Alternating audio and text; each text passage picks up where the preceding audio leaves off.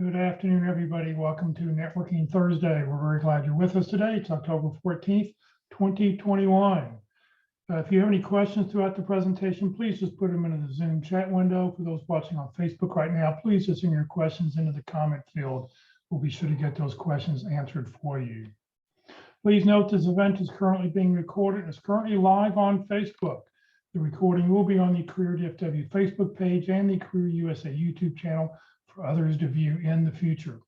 By participating in this event, you give consent for your name and picture to appear. Please note that any information you put in the Zoom chat window will not appear in the recording.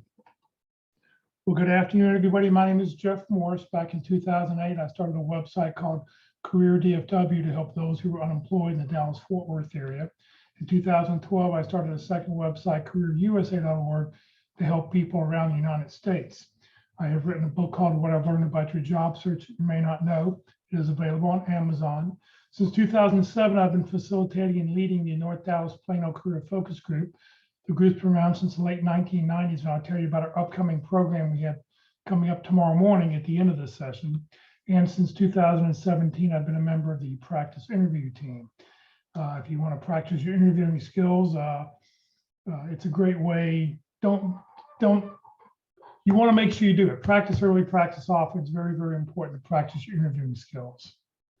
Well, every session we've talked here, we've had somebody different talking about networking. Networking is basically the same. It's getting out and talking to people, but everybody's going to talk about it from a little bit different angle, a little bit different point of view. So today, Mark McDonald's with us. He's the facilitator of the Practice Interview team, also known as a PIT crew. And his talk is going to be about networking with a purpose. So Mark, thank you for being with us, and I'll turn it over to you. All right. Well, thank you, Jeff, and welcome. We got a small group. We can be very interactive here if you guys would like. I'll be watching. If you unmute your microphone, then I'll pause and you can ask a question or make a comment if you'd like to. I'm going to paste some information into the chat window. That's my contact information for the PIT crew, and that phone number is the PIT crew phone number. When it comes to my phone, it's a Google phone number, and there's a link to my LinkedIn profile. So I'm running a special today. You know, you can join me at no charge, join my LinkedIn at no charge. So take advantage of that in your network. We'll now have access to my network and vice versa, and that'll help you out. And what we're going to talk about today, which is networking, target companies, informational interviews, and the such. Let me share my screen now.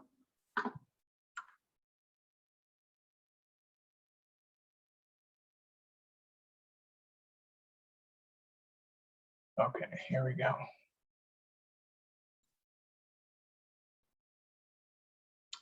Okay, you guys should see that now. Is that working with purpose or with a purpose? But I say with purpose in general. And it's all about finding the job that's right for you. It also has the side effect of shortening your job search if you're very focused about what you're looking for. But the way I come at this is this is kind of a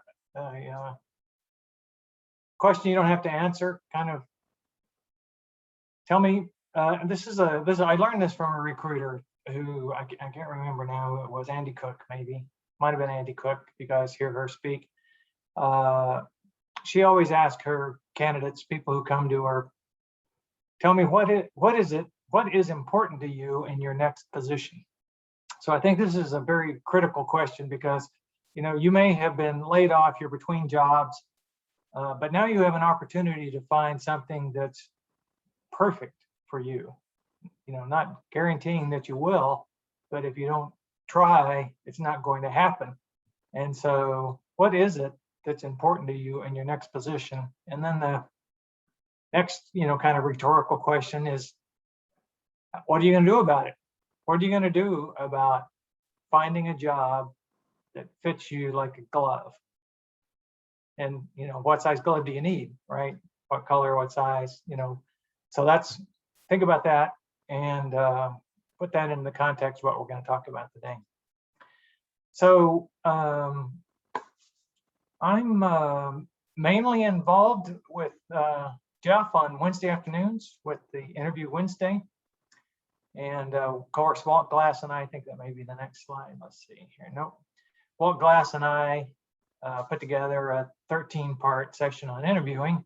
And in 2 of the parts, we talked about networking. And so now Jeff has taken it and converted it into, every other week, which is great because it deserves more attention than just a session every 6 or 7 weeks or so. But I when I came to this, I was thinking, why do more people not network? Because the statistics are really forceful. They tell a strong message that networking can really help you land much quicker and, of course, find a better position, a better match for you. So here's some data, and I'm going to talk about this in my presentation.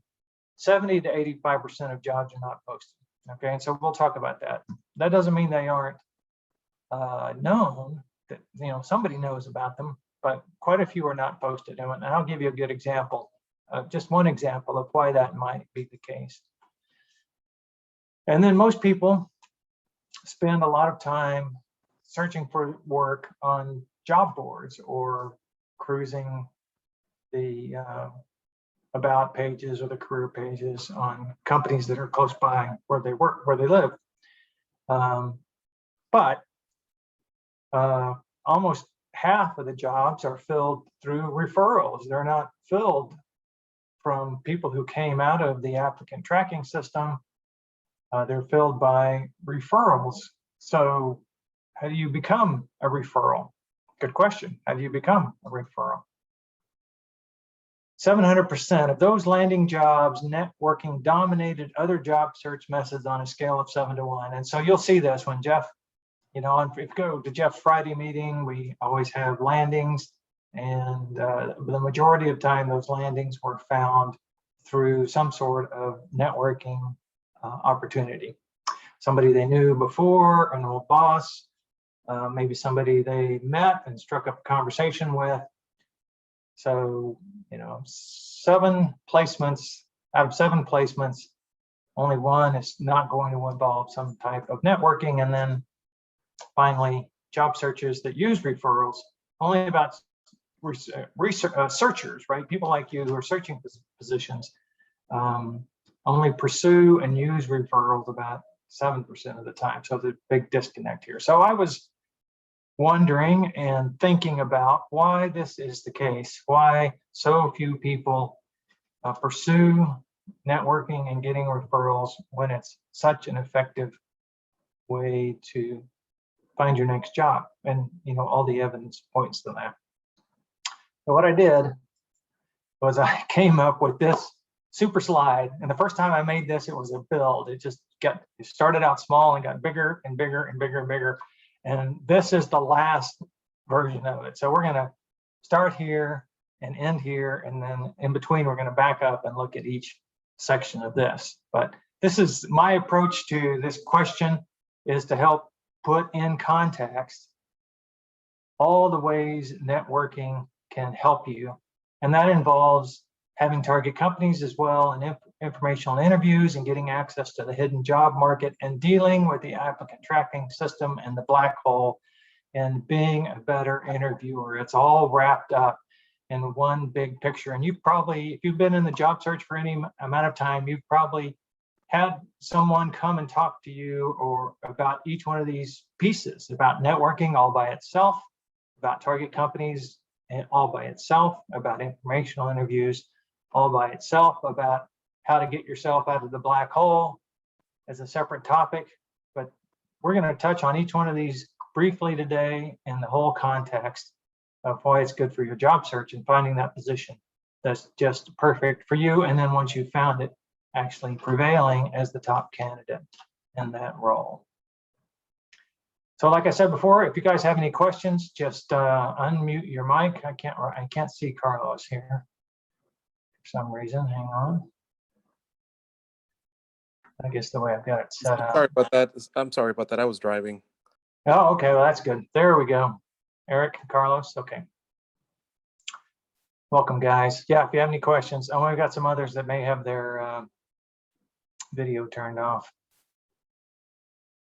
Okay, so let's go through all of this and let's start right here at the top. Okay, so you're in the green car and we're going to travel around this circle and we're going to first talk about networking. And let me just introduce some language here because, you know, networking is about meeting people. You may have a whole bunch of people in your LinkedIn that you may not know very well.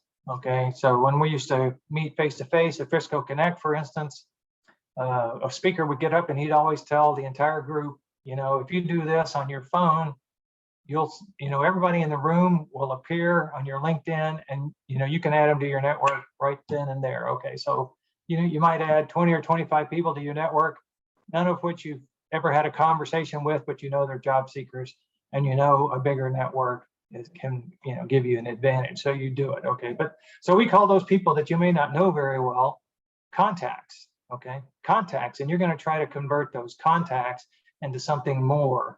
Okay, and so I'm not going to talk a lot about this, but there's a Jay Arbetter talks a lot about how to do this, and Jeff will probably tell you at the end the next time Jay's going to be speaking to this group. But he's probably the best speaker I've seen, best storyteller, very memorable. And he talks about how he learned to network and how much difficulty he had in his first few jobs until he found a job that depended on networking. He became a really good networker. And so he's going to tell you how to do it. And he talks about this concept of taking your contact, people you meet, and turning them into, or nurturing them, or just recognizing that they are people who can help you out. And so you're going to meet a lot of people, the people that you have some sort of natural connection with, something in common with, and it doesn't have to be work. And it could be your church, could be your children's activities, could be my parents. We're in a bridge group. All of their adult lives, they played bridge, mainly with people from church, but it was, once a month, they'd all get together. It was a huge group, like 24 of them, 6 4-person tables. So just those kinds of things. And Jay Arbetter's thing was cycling. He's a very avid cyclist. And so he met some people through cycling who initially were just contacts, people who just happened to meet out on a ride. But later, they developed into having something in common, the cycling, and those people became connections or supporters. And as they get stronger and stronger, they can become advocates and champions. There's several different words to describe them. But what we're talking about is who are the people that you meet who can really help you out. And you may have to meet quite a few people to get yourself a reasonably good sized group of connections or supporters. And so this is where the job search is so much like sales. People will tell you that you're selling yourself. Finding a job is like sales. And my experience with sales was, this is it. You meet a lot of people. Some of them, never turn into anything. Some of them are not really interested. It doesn't go beyond the short conversation that you had. But a few that you meet, you will find out through your conversation that you have something in common. Those people will grow into a deeper relationship and then become your supporters, people willing to help you find a new job. Okay, so that's one of the reasons you're networking, is to develop that list of connections and supporters. And you may, just accept it. You're going to go through a lot of people who don't call you back. Okay, but you only need really a handful, and certainly the right person in the right place can make all the difference in the world. So you just don't know. You have to talk to a lot of people and put an effort into this. And then we're going to talk in a second about, it's not a random walk. It's focused on certain companies. And what does this give you? What's the advantage of doing this kind of networking? Is you get access to the hidden job market. So these people are thinking about you in terms of finding another position for you, and they keep their ears up, and they may even, depending on how how strong your connection is, they may even become an advocate for you, kind of actively searching through their friends and the people they meet, their next door neighbors, people across the street, other people that they interact with in the group that doesn't include you, to see if there's jobs available for you, and to push you forward through no effort of your own, except for this common connection that you have. And of course, you have this connection, and you do the same for them if they were in that kind of situation. So they give you access to the hidden job market. That's the big advantage of that. Now, let me jump ahead here. Let's talk about the hidden job market for a second and how big it is. Oops, there we go. So I think I thought about this a lot because I was skeptical. Frankly, I was skeptical. People used to say, well, the hidden job market is, 70% bigger than the available job market. And then I thought about it, and I thought about some of my own experience when I was working, and I think it's probably true. I think the hidden job market is 3 times as big as the posted job market. So that means posted job market is 1/4, and the hidden job market is 3/4. And why is that? Well, in my company, every fall, usually in September, sometimes in August, we would start our strategic planning cycle for the next year, which would start in January. And it had to be done in September because it was presented to the board of directors in October, and it might be modified or adjusted. And it was, by the end of October, it was in place, and then you could start making plans for January 1. And so that always included staffing additions, or, unfortunately, sometimes reductions in force. But let's talk about the staffing additions. So let's say this is pretty typical. We decide that, we're doing pretty well, and as long as we continue doing well, we're going to hire some more engineers next year, because engineers, are the engine that drives additional products and revenues. And so just to make the example simple, let's say we're going to hire 12 engineers next year, and we talk about, in the strategic plan, we put down the kinds of people we're looking for, the experience level, and so on and so forth. So that could drive a budget, a budget for those people. And so again, depending on how we were doing, this plan might be modified, but at the strategic point, it's going to be executed. And so there might be 3 allocations per quarter of adding additional engineers. And of course, that helped with the budgeting, right? Because the first 3 were going to be for the whole year, right? The budget for the whole year. And the second 3 would be for 9 months, and so on and so forth, right? So we'd have a plan to hire 12 engineers and start off with 3. And it would be all pretty well detailed, right? This is the kind of people we want them to do this. They're going to work on these kinds of projects. And so January comes along, probably middle of December or early December, we'd start posting for the first quarters, those 3 people.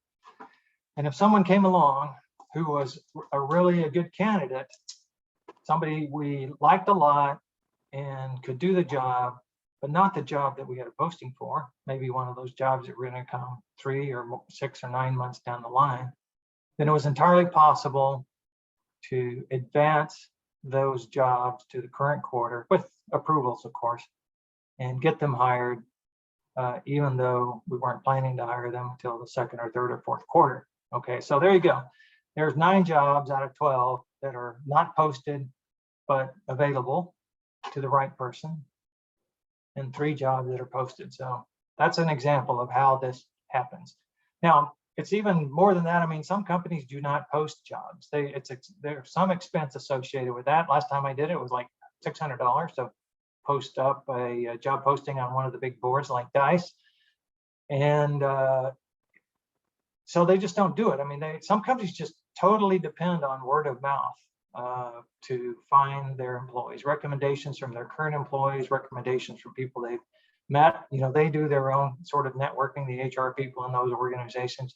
So they have a good pulse on available people, especially available people in the local area who they don't have to relocate. So some companies just don't, that's just the thing. They just think that's the best way to do it, is through networking themselves. And that's the way so those jobs are never posted. Okay. And so that's the way. And then it's also possible, and this has happened in the pit crew, to, do some informational interviews, meet some people, start to tell them what you do, and they realize that they need someone like you. And this has happened a couple of times in the pit crew. Most notable was the city of Dallas. Renee Schumann was her name, and she was an actuary, and she worked for a pension company, right? One of the big pension companies, JB Morgan or something like that. And so she had a colleague who worked for the city of Dallas. They sat down for lunch when she was doing her job search for an informational interview, and she began to realize that she could come to work for the city of Dallas because they didn't have their own actuary on staff. So they basically outsourced, the city of Dallas basically outsourced all of this, all of their retirement plans for the different parts of the city to the vendors that provided those retirement plans. And so Monet pitched them that they could have somebody like, she used to work in one of those companies, who could double check and be, the advocate for doing the right thing with these vendors to someone in the city of Dallas who could hire. And they bought it, and they went through the whole process of getting her job posted, approved by the city council. And it took about 6 months, but she created her own job, didn't exist before she pitched it. Similar thing happened at USAA. The cybersecurity expert out of the military met with someone on lunch again for a informational interview, and they realized that he had some experience that they could use, and they created a position for them. So there's another example of the completely hidden job market available to people who have the right skills at the right time, but no way to know about them unless you do some networking. Okay, so that's the hidden job market, and that's your goal, okay, in your networking, is to get access to that hidden job market. Now, when you do networking, and I'm pretty straightforward about it, and this is the way we do it at the pit crew when we meet face to face, and hopefully we'll be able to do that again pretty soon. But we have people introduce themselves, and we say, just tell us the title that you're looking for, the title of the job that you're looking for, and a couple of your target companies. So when you're dealing with people you don't know very well, who aren't in your same industry, this is a very simple ask, and it's something they can likely be able to do. All they have to remember is the title and the target companies that you're looking for, and then they can ask their contacts if they're inclined to do so. I know this director of project management, and he's interested if there's any jobs at NTT or Bank of America. Do you know anybody who works there? And as a matter of fact, they may not even remember the title. Okay, you really want them to remember the company. Okay, because once you have a contact inside the company, you can take it from there, right? All you need is the contact and the name. And if they use the title of the job you're looking for, that helps narrow it down a little bit more. Okay. And so now with that information and with that request from so now these are just contacts, right? They may, because they're in job search as well, they may feel some affinity for you. They're certainly going to help you out if they can. It's something you have to repeat though on a regular basis, right? So keep coming back every week and reminding them, you can add to your target company list or change your target company list, but keep reminding them that you could use some help finding contacts in these certain companies. And then through informational interviews, you're going to develop connections inside your target companies. And so now we're talking about target companies and what kinds of things, you need a contact and you want to do an informational interview. Well, what kind of things are you going to talk about when you have your informational interview? I don't know who's the best speaker on informational interviews. Maybe it's Walt Glass. So if you get a chance to hear Walt speak, he'll go into a lot of detail about these informational interviews. But I just want to say like this question I asked at the beginning, what do you hope to find in your next position? What are you looking for in your next position? Those are the kinds of things you ask about. How are you going to find out if they're interested in people with your background? You do an informational interview, you find somebody. How are you going to find out, when it says 50% travel, what does that mean? Does that mean you're gone 2 weeks and home 2 weeks? Or does that mean you're, gone 2 nights and home the rest of the week? What does that actually mean? You're going to find out that kind of stuff through informational interviews. And through that process, you're going to meet people who, they can develop an interest in you and a vested interest in giving you access to the hidden job market. Now, when you do an informational interview, you're not asking for a job, right? It's a bit of a different animal. You need your list of your accomplishments and achievements, and you need a biography to explain your point of view, and you're seeking their advice and feedback. You want to compliment these people when you give them a call. Tell them that you've heard or you believe they're an expert in their field, and you're in job transition. You have this opportunity to find your next great place to work, and you just had a few questions for them. Hear Walt Glass speak, and he'll take you through the whole thought process about the kinds of questions you want to ask. But just know that you're trying to gain information and insight about the company, and you're seeking advice and feedback. And when you do this, you start off with this list. You may find that, and this is, I think, reasonably common, but you may find that there's very few people there who are over 30. Okay, so you may have a challenge getting inside that organization if you find that out. And so that's very valuable information, because you don't want to be searching for work in a place where the culture fits. It's not going to, be a match. You may also find out that, and this happened to me. I worked for DSC Communications. That was a hard working company. I really liked that. And, everybody there was very motivated. But there was also a place that made quick decisions, and they, would end a project and lay people off, lay off the whole team. Didn't seem very fair, but it was very democratic. If you were in a project that got cut, everybody was cut, no matter how good they were. So, so there's the plus and the minus of that kind of company. And so through informational interviews, you can find things out about their culture. And when I was, looking for work, I was also trying to get out of what I had done before. Okay, I was in the telecommunications equipment market. It started to shrink in 2002 with the big recession in the early 2000s. And it continues to shrink today. It's amazing. It just gets smaller and smaller and smaller. So I was trying to go someplace else. So when I did informational interviews, I talked to the people. I tell them a little bit about my background, and then I ask this question: do you know anyone at your company who has a similar background to mine that I could talk to, right? So then I could find out if they valued people from my industry, because it's going to be a pretty big uphill battle if they didn't, right? I had no way of knowing. There's no way to know unless you find somebody on the inside and get a chance to talk to them. And then you may get a name, and then you can find out when you talk to them, well, is there anyone else? And so through this series of informational interviews, you might find that there's 4 or 5 people in there who have similar backgrounds to you, and that gives you, good hope that when an opportunity comes available, that they would consider, somebody from your industry, somebody with your background, somebody with your skills and abilities to fill that position, even though it's a change of industries. And some industries are notoriously closed, right? Healthcare is an example.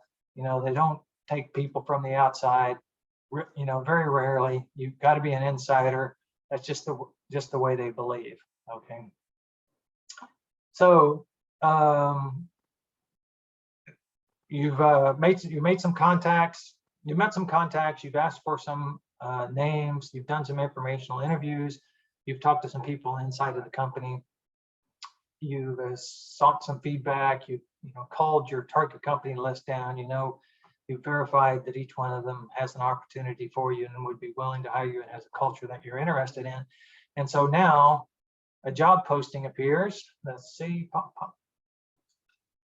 Here we go. Okay, so now an application appears and you've got some options. Okay, the number one option is you can apply, in the blind, so to speak. Just go ahead and apply and put your name in the ATS.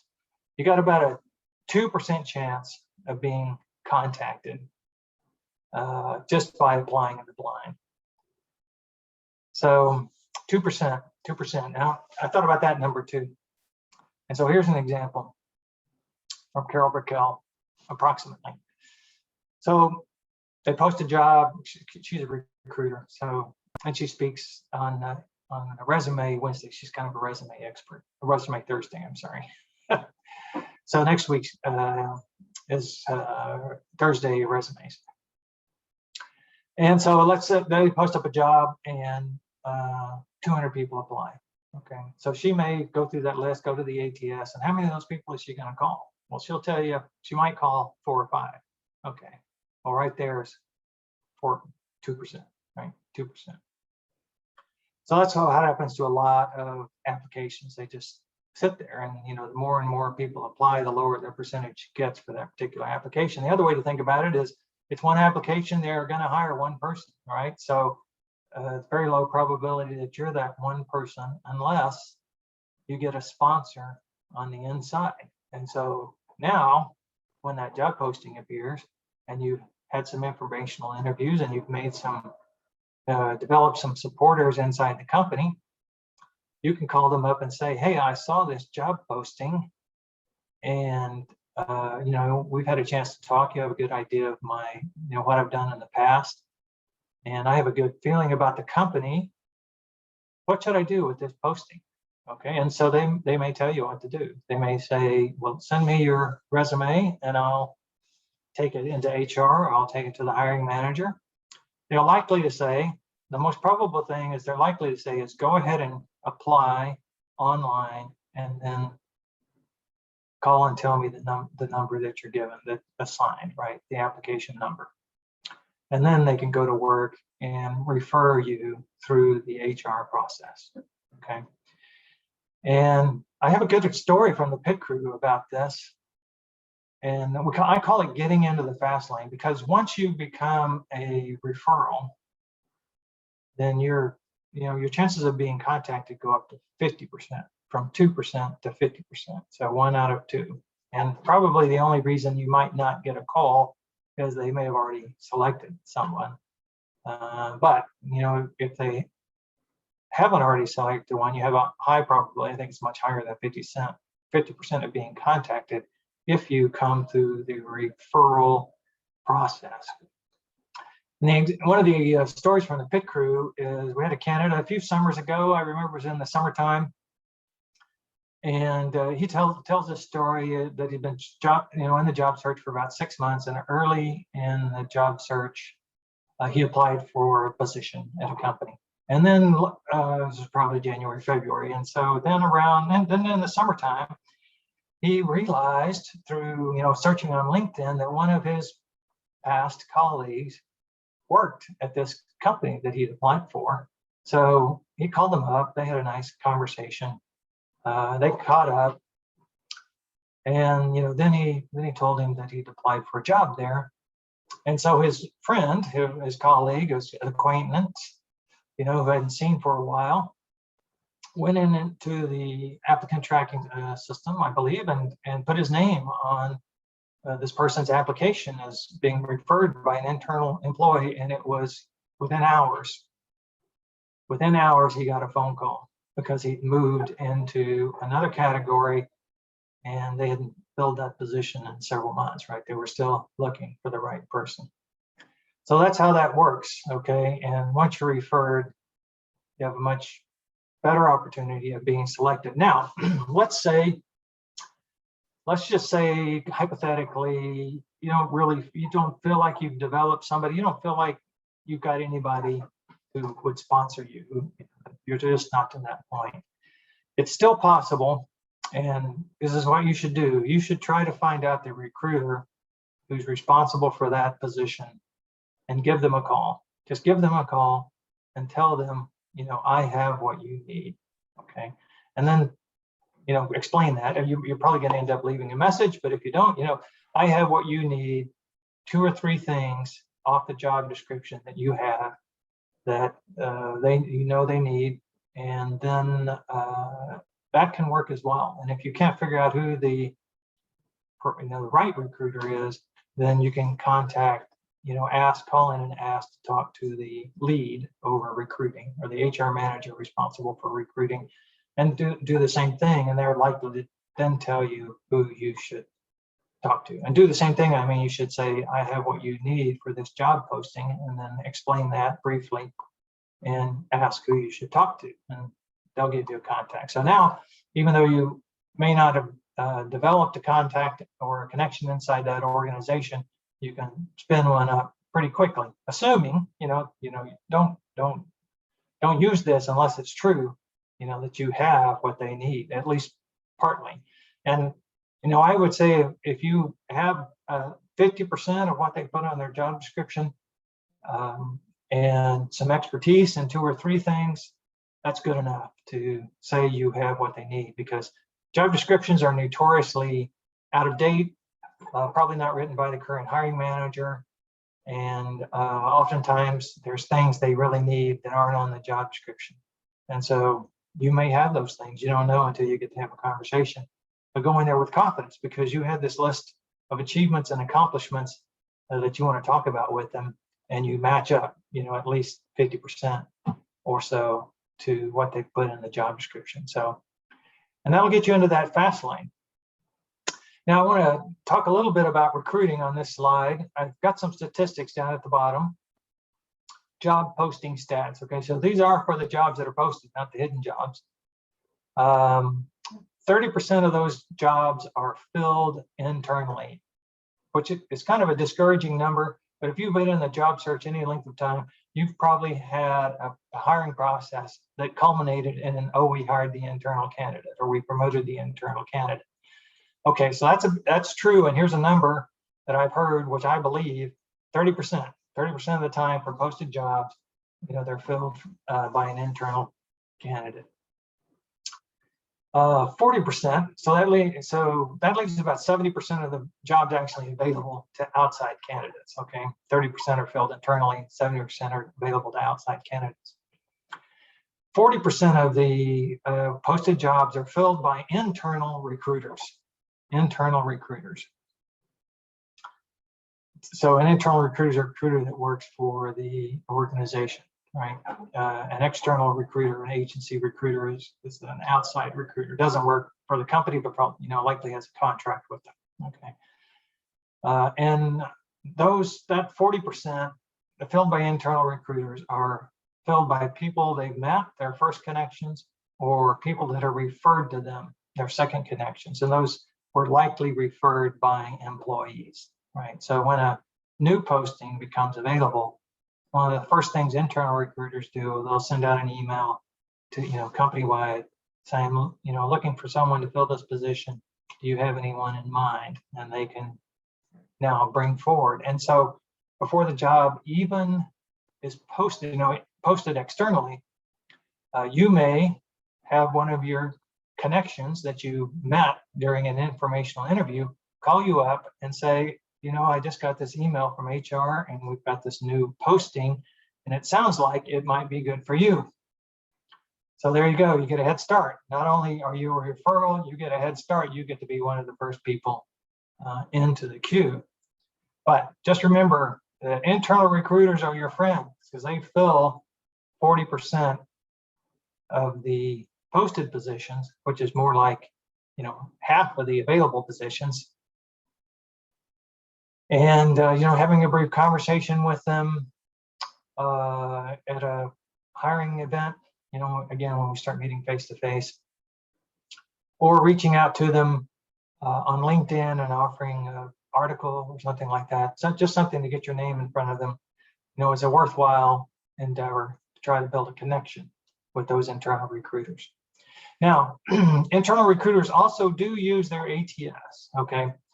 About 10% of the opening positions are going to depend on the ATS. And they may start off with the referrals and not find a good candidate, and then they may go to their ATS, but still only 2% or so of the people inside that ATS are ever going to get a call. Okay, there's just too many in there for each position.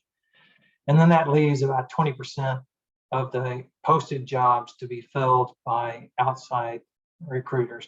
And then there's a whole group of usually higher level jobs that are never posted and you may hear about retained recruiters or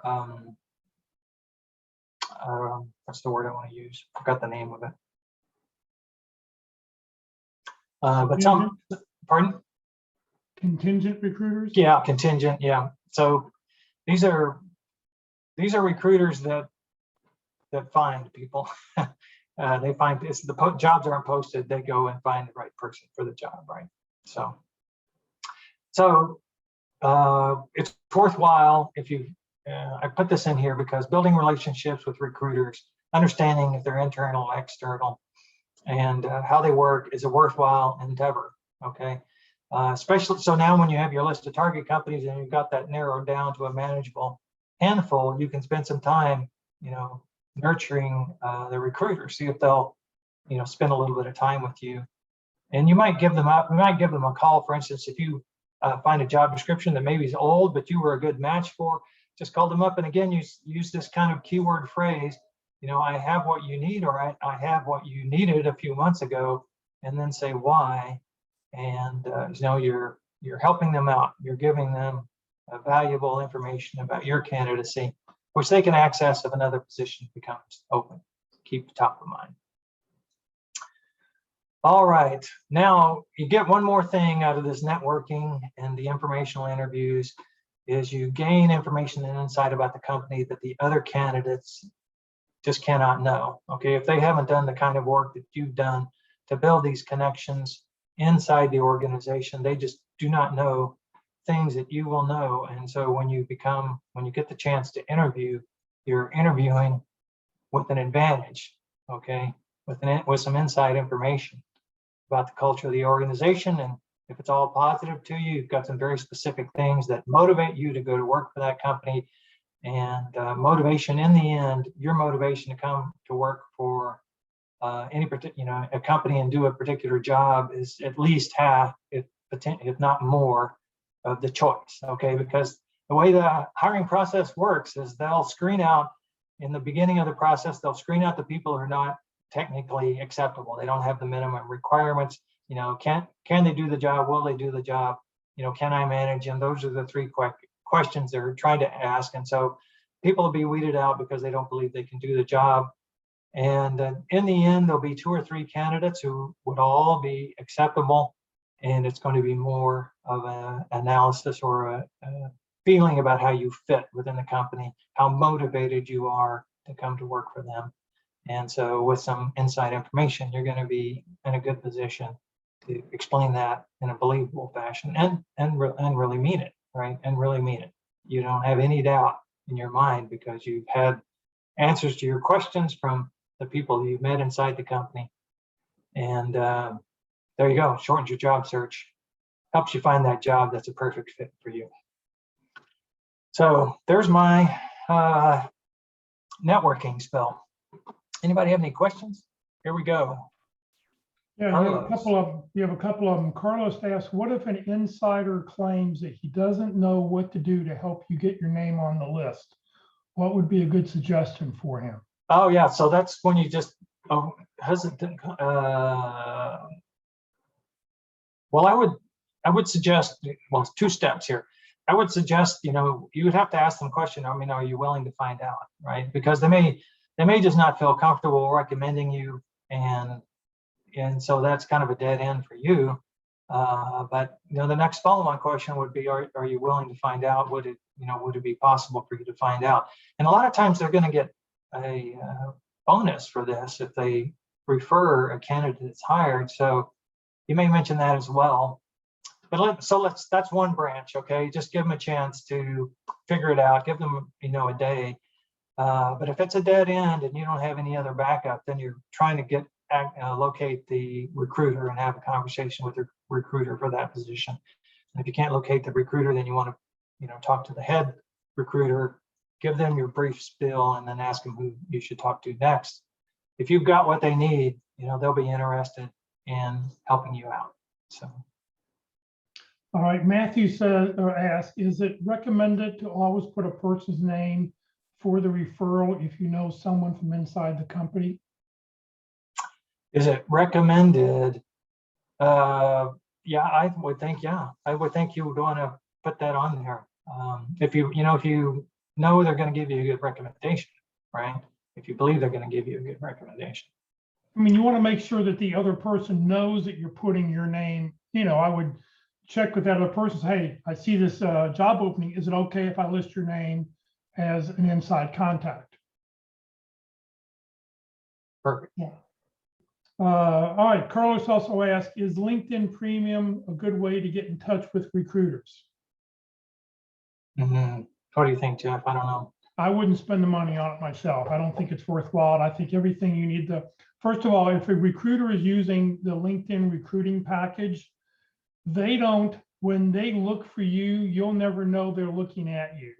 Okay, so it's not going to do you any benefit because they're looking from up above, accessing all the data that's in LinkedIn. So you don't get to see up what they're looking at. If a recruiter, I mean, the only benefit that I can see really is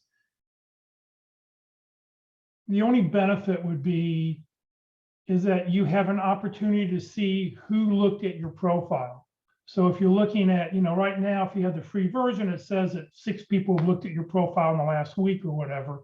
You don't really get to see who those people are. With the one version up, it gives you a little bit more. I've heard that really if you're going to spend money, there's a version that's like $50 a month. That's the version that you want to have because that gives you more in-mails and more ability to go and do the research. But, most people don't pay anything. You just want to make the most important thing about LinkedIn is you want to have a complete profile. You want to make it easy for recruiters to find you. You want your phone number, your email address, and lots of keywords so that they know what it is you do when they put a search in for a Scrum Master, that you'll pop up because you have Scrum listed 6 or 7 times in your profile. Yeah, and another good way to build your network is to join organizations, assuming you qualify, because you are able to send email to anyone in those organizations once you've been accepted. So that's a good way to expand that ability without paying for it. Any other questions?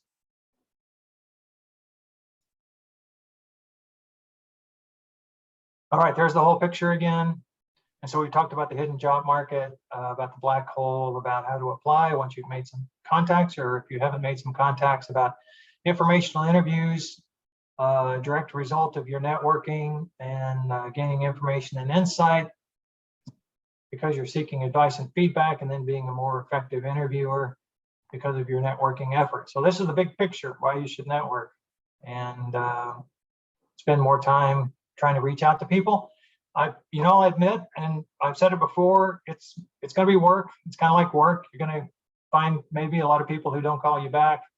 It's a sales job, and but the payoff's really great. I mean, you find the right person in one of your target companies, and there's a posting available. You're way ahead, right? Just there, based on the effort you put in ahead of time. Got a couple of more slides here about the pit crew. Can I go ahead, Jeff? Yes, please. I was going to bring that up. Got a couple of minutes here. So should you practice? Yes, you should. And the pit crews, our tagline is practice early, practiced often. And we've got Walt Glass up here. He does the interview success workshop. His tagline is learning without squirming. So Walt has more of a workshop where he kind of very informal. I think he's on, so he may want to say something about it. I'll give him a chance here in just a second. So let me talk more about the pit crew. So the pit crew, we give you a chance to practice your interviewing. And what we found is that people under the kind of pressure of a mock interview. Sometimes people don't say what they intended to say, so it's really good to practice. Other times you get asked questions that you're just not prepared for, and so practicing helps you encounter these situations and then figure out how you're going to manage through them if they come up in real life. And it's not a generic event at all. You send in a job description and your resume. And so I have a group of volunteers. We've all been hiring managers, and we've all been through job transition as well. As a matter of fact, most of them are currently in job transition. So while they're looking for a job, they use their skills and experience as a hiring manager to give you feedback on your practice interviews. And you can come and practice multiple times. It's a really good idea if you're trying to change careers from one industry to a new industry to come and practice. It's a really good idea to practice if you've landed an opportunity. It's at a company that you really want to work at. You can practice for the phone screen. You can practice for the first round. You can practice for the second round. There's really no limit to how often you can practice. The record is 9 interviews in about a year's period. So you can go for the record if you want to. I think you'll probably land before that though. So if you'd like to practice, you just need to send an email with that information, your job description and your resume to dallaspitcrew@gmail.com. It's right up here. There you go, dallaspitcrew@gmail.com. And I'll go to work setting up your interview. It takes 2 to 3 days business days to get the interview set up, because we've got to get your schedule matched up with the 3 interviewers' schedule. So include in your email when you're available to practice, what time, plus 2 days and plus 3 days, or you can even say when you're not available. If there's, if you need to block off a time to pick up your kids at school or something, just let us know and we'll work around your schedule. And the whole thing takes about an hour and 15 minutes. So 45 minutes for the interview, 15 or 20 minutes for feedback and discussion, and then the introductions about 10 minutes before we get started. And you'll get a video of to look at afterwards. And come back and practice again if you'd like to. So that's it. Mark, I think we may have 2 questions. I think I missed one earlier. Eric asked, what would cause companies that only network to post a position online? Eric, I'm not sure if I understand exactly what you're asking, but if you want to clarify that, please unmute your mic and ask. Yeah, I was wondering, I noticed that sometimes a company that generally, Mark, you had said a lot of companies they only do networking as far as recruiting goes. And what would suddenly cause them to change their mind on a particular position? Well, if they're not having any success through networking, they might, go ahead and pay the money to post the job up on one of the job boards. And when we were hiring, we'd spend 2 or 3 weeks doing our own internal recruiting, right? And then we'd go to the job boards, and then we'd hire someone to help us, an external recruiter. So that was kind of the escalation process. As we weren't successful in finding good candidates. Yeah, people would like to hire people they know. I think that's probably what most companies would like to do. They like to have a referral. Matthew, you've got your hand raised. Do you have a question? Yes, and just want to give feedback to Mark and appreciate his help, and Jeff. And I think he gave me kind of interview practice. It went well for me, the second interview. And I want to take this opportunity to say thank you, and also want to recommend this kind of good exercise, Mark. Oh, good. Thanks, Matthew. And, when we used to meet face to face, we did a lot of word of mouth advertising. So there you go. Thanks for that. Yeah, I just want to be really appreciated. And thank you again. And also I got this, they say going to be arranging me a 3rd interview, but I haven't got any response yet at this point. All right. Well, if you want to practice again, just you know how to do it. Yeah. Thank you. Thanks, Matthew. Yeah. All right, Walt, did you want to talk a second about your workshop? Sure, I had a couple of comments. Number one, by the way, Carlos, you had asked, or I can't remember who asked the question about, it was you, Carlos, that asked about premium. Are you aware that you can go into LinkedIn and say like NTT data recruiters And then you can find everybody that's listed as a recruiter inside of that company as a way to at least find out who they are. And then you can start doing your connection process by inviting them to connect, putting some good information in there, doing the stuff that Mark was talking about. Tell them how you met them or know about them, how you found them, what you're looking, that sort of thing. So I'll just make a comment on that. Number 2 is the interview success workshop. Now, I charge $599.99 for that, but for the last 6 years, I've been given 100% discount, but you never know when I'm going to stop that discount. So sign up today before the discount goes away if you'd like to come practice. Now, it's a very informal thing, and I deal with fundamentals. The first time you come, you're welcome to come back, but it's actually, I liken it to basketball. If you can't dribble and shoot, you're not going to get on the court. So if you can't know the fundamentals and ideas of how to sell, who you are, what you do, and how you can help, and along with that, differentiate yourself from those other candidates, we're kind of missing the boat, and it's a lot more competitive and a lot harder to do that. So I'll focus on those things in the interviews. It's very informal. You can pause and think. What a clever idea about interviewing, stopping and thinking to think of an answer.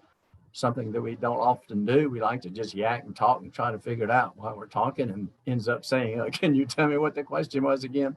Because we forget. So we practice those kinds of things, and you will get a video of that interview. I know Mark videos the picture interviews as well. So you'll get that, and you'll get a handout with some great information on it that covers most of the things we talk about, plus some other ideas and helps along with interviewing that'll help you, thank you notes, tips, and things like that. So be glad to have you register. Go to my LinkedIn page, Walt Glass, look at the About section. It describes the workshop itself, gives you my Yahoo email address. It's a walt_glass@yahoo.com. Send me an email. I'll get you some dates so that you can register, since you have to be registered to participate.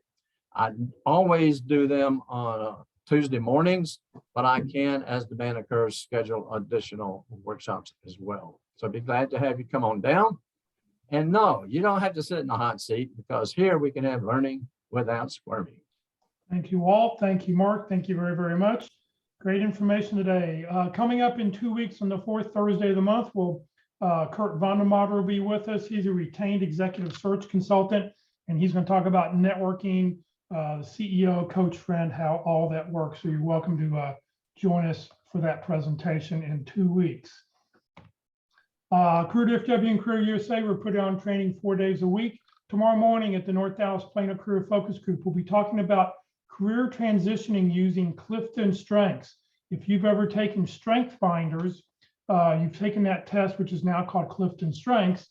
How do you use that when you're in career transition? How do you use the terms? I think it's a great tool because it allows you to describe who you are and tell somebody what it is you do in terms that you know that you're good at.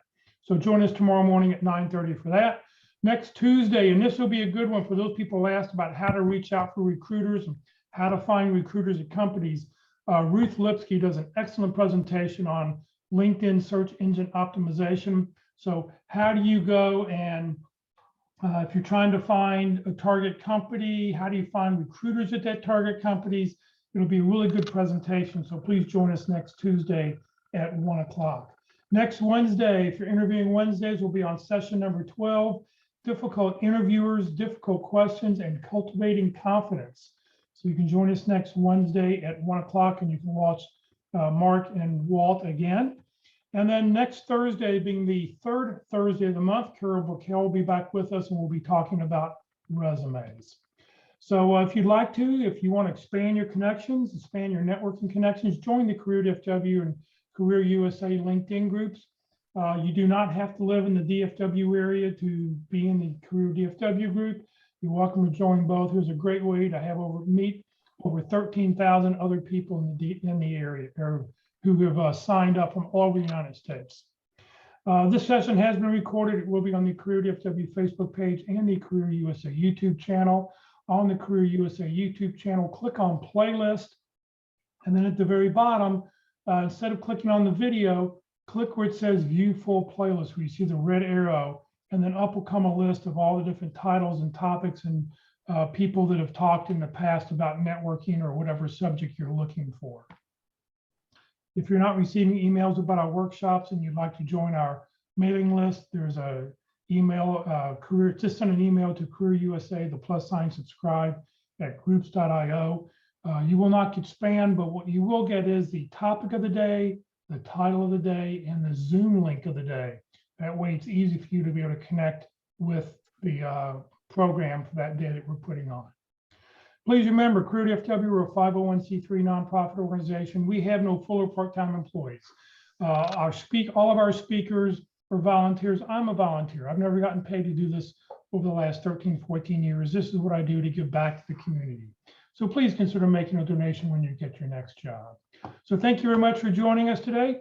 Hopefully we'll see you later in either tomorrow or one day next week. Thanks for being with us. Mark, thank you very much. Bye-bye.